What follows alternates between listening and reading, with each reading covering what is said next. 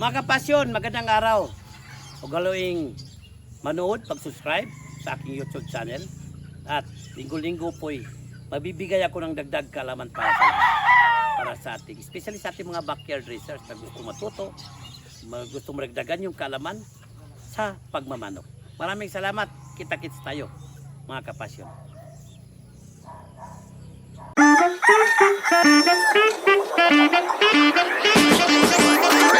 Ito po mga kapasyon, subok na. Ito yung matagal na sa merkado. Pero trimethoprim sulfa combination, napakainam, napakagaling pagdating sa foul cholera. Kaya wag na patumpik-tumpik pa sa mga ganitong panahon. Sa araw, napakainit.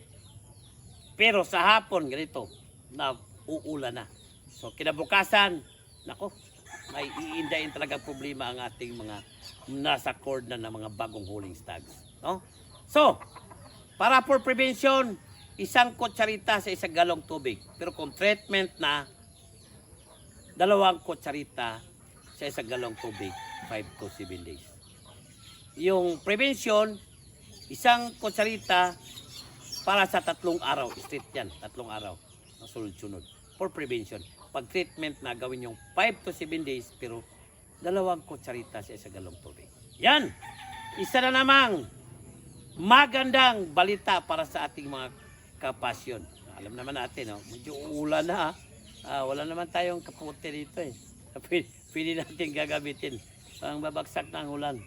Baka matangay ako rito. So, maraming salamat mga kapasyon.